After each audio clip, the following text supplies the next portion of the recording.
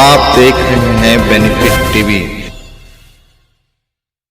नमस्कार, मैं रविंद्र कुमार और आप देख रहे हैं बेनिफिट टीवी न्यूज। आज हमारे साथ है राष्ट्रीय लोक समता पार्टी के राष्ट्रीय अध्यक्ष श्री अरुण कुशवाहा जी। आइए हम उनसे बात करते हैं। बिहार में जो विपक्षी दलों की बैठक हुई है, उस बैठक में क्या कुछ हुआ है और जो आंदोलन हुआ था पिछले जयप्रकाश नारायण के समय में 74 में, और इस आंदोलन या इस संगठन में क्या अंतर है, क्योंकि ये दोनों में रह चुके हैं, दोनों के बारे में जानते हैं, आज वर्तमान में भी और पहले में ही। तो सर, क्या आपको लगता है सर, इस बारे में बताइए।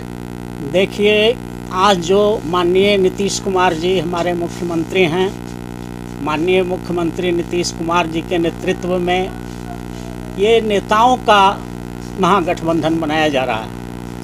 नेताओं का गठबंधन और जनता का गठबंधन में बहुत फ़र्क होता है। नेताओं के गठबंधन स्वार्थ बस होते हैं, उसमें हर व्यक्ति का स्वार्थ होता है कि हम अधिक से अधिक सीट जीत करके आएँ और हमारे लोग सत्ता में आएँ। ये नेताओं का स्वार्थ का गठबंधन होता है। लेकिन अगर जनता की बात, जनता के मुद्दा पर लेकर के अगर गठबंधन बनता तो हमारे समझ से ज़्यादा कारगर होता। और 74 का जो आंदोलन था वो बिल्कुल जनता के मुद्दा पर बना था। उस समय महंगाई थी, बेरोजगारी थी, और apart from that Indira Gandhi का जो है इमरजेंसी था, तानाशाह था। पूरे देश से लोकतंत्र को एकदम मिटा दिया गया था, इमरजेंसी लागू कर दिया गया था। देश भर के सारे नागरिकों का मौलिक अधिकार उनको सब छीन लिया गया था। कोई भाषण नहीं दे सकता है, कोई प्रेस कॉन्फ्रेंस नहीं कर सकता है, 5 आदमी कहीं मीटिंग नहीं कर सकता है। सारे लोगों को जेल में बंद कर दिया जाता था और जनता को भी बहुत ही प्रताड़ना दी जाती थी। महंगाई बेतहाशा था, बेरोजगारी बेतहाशा था, तरह तरह के जन प्रताड़नाएँ हो रही थी। ठीक उसी प्रकार आज भी जन प्रताड़नाएँ हैं, लेकिन मुद्दा नेताओं को वो नहीं नज़र आ रहा है। ये कमी है 74 के आंदोलन में और नीतीश जी का ये नेताओं के गठबंधन में।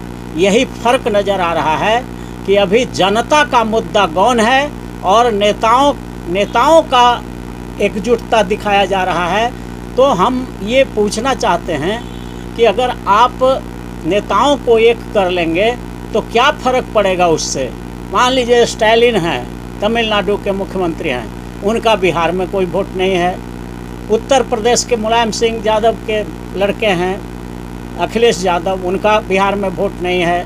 महाराष्ट्र के शरद पवार का बिहार में वोट नहीं है। नीतीश जी का महाराष्ट्र में वोट नहीं है।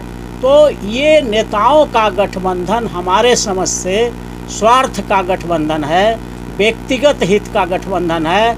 मैं चाहता हूँ, इन नेताओं से अपील करना चाहता हूँ कि महागठबंधन में जितने भी लोग हैं, जितने नेतागण हैं, वो सब अपने को गौन करें और जन सरोकार के मुद्दा, जैसे न्यायपालिका में आरक्षण की बात उठाइए, सुप्रीम कोर्ट, हाई कोर्ट में आरक्षण की बात उठाइए, प्राइवेट सेक्टर मीडिया में आरक्षण की बात उठाइए, और जहाँ कहीं भी गरीबों की हित, बेरोजगारी को उठाइए, महंगाई की बात को उठाइए। इस तरह के जो पेट्रोल और डीजल के दाम, घरेलू गैस का दाम बेतहाशा बढ़ा है, इन सब मुद्दों को अगर आप गठबंधन में लाते हैं तो आपका, हम समझते हैं कि गठबंधन शामिल होगा, गठबंधन आगे बढ़ेगा। अन्यथा ये उसी तरह से हो जाएगा कि ये नेता स्वार्थ में अपने लिए एक हो रहे हैं, जनता के हित का कोई मुद्दा ही नहीं उठाया जा रहा है। इसलिए हम महागठबंधन के सभी नेताओं से अपील करते हैं कि अगर महागठबंधन को बड़े पैमाने पर आगे बढ़ाना है और अगर आप लोगों का मनसा साफ है कि नरेंद्र मोदी के तानाशाह के खिलाफ, नरेंद्र मोदी के द्वारा बढ़ाए गए महंगाई के खिलाफ, गैस के दाम के खिलाफ, पेट्रोल डीजल के दाम के खिलाफ, सारे वस्तुओं के जो दाम बढ़े हैं उसके खिलाफ अगर आप लड़ाई लड़ना चाहते हैं तो जन सरकार के मुद्दा को आगे करिए और नेताओं को बैकग्राउंड में रखिए, नेपथ्य में रखिए, तब जा कर के आपका कल्याण होगा। अन्यथा ढाक के 3 पात हो जाएंगे, नेता सब मिल जाएंगे, जनता को लगेगा कि ये लोग स्वार्थ में मिला हुआ है, हमारा तो कोई मुद्दा ही नहीं उठा रहा है, तो फिर आपको मुश्किल होगी। और एक तरफ सेंटिमेंटल लड़ाई होता है, नरेंद्र मोदी हिंदू मुसलमान के बीच तनाव पैदा करके वोट लेते हैं हिंदू के नाम पर। तो आपको भी चाहिए कि मंडल कमीशन को उठाइए, डॉक्टर भीमराव अंबेडकर के आरक्षण को उठाइए, आरक्षण की सीमा 50 से बढ़ा करके 90% करने की बात उठाइए। सुप्रीम कोर्ट, हाई कोर्ट में आज़ादी के 75 बरस बाद भी रिजर्वेशन नहीं है, एक ही वर्ग का लोग जज बनता है। मीडिया में 99% लोग एक ही वर्ग के हैं, उच्च जाति वर्ग के लोग हैं।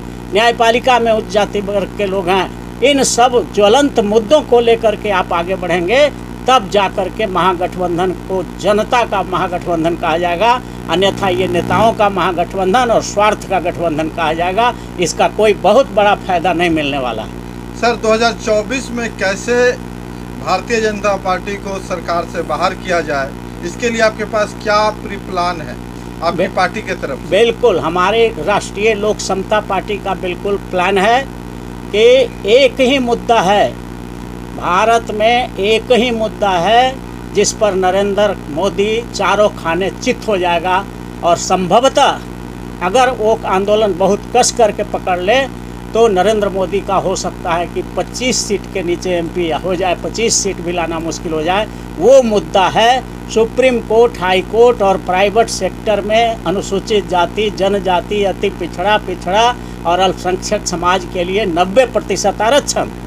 क्योंकि गरीब का बेटा जब तक सुप्रीम कोर्ट, हाई कोर्ट में जज नहीं बनेगा, गरीब का बेटा जब तक मीडिया चैनल में, बड़े बड़े चैनलों में नहीं बैठेगा, तो गरीबों की हित की बात कौन करेगा? गरीबों के लिए न्याय की बात कौन करेगा? गरीबों के लिए योजना कौन बनाएगा? गरीबों 90% जो देश के गरीब हैं उसके लिए कौन सोचेगा? बैकवर्ड, दलित, पिछड़े वर्ग में भी जो अमीर लोग हैं वो गरीबों के लिए नहीं सोचेंगे।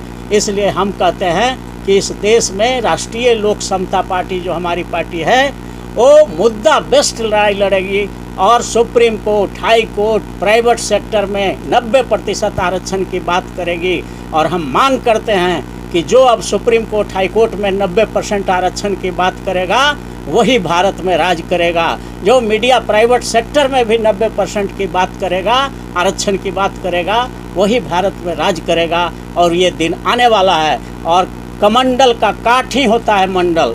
जिस दिन आप मंडल कमीशन को लेकर आगे बढ़ेंगे, अंबेडकर के मिशन को आगे लेकर के बढ़ेंगे, बिहार लेनिन जगदेव प्रसाद के 100 में 90 शोषित है, 90 भाग हमारा है, 10 का शासन 90 पर नहीं चलेगा, नहीं चलेगा, ये मिशन लेकर के चलेंगे तो आपका कल्याण हो सकता है, अपने समाज का कल्याण हो सकता है। और एक बात और कहना चाहते हैं कि ये लोग सत्ता की लड़ाई लड़ता है लेकिन सत्ता का परिभाषा नहीं समझता। सत्ता का मतलब ये लोग प्रधानमंत्री, मुख्यमंत्री, एमपी और एमएलए समझता है, जबकि सत्ता का सही अर्थ होता है न्यायपालिका, कार्यपालिका, विधायिका और प्राइवेट सेक्टर में मीडिया। इन चारों तंत्रों में जब तक गरीबों का हिस्सेदारी नहीं होगा, SC, ST, MBC, OBC minority का हिस्सेदारी नहीं होगा, तब तक ये सत्ता है ही नहीं।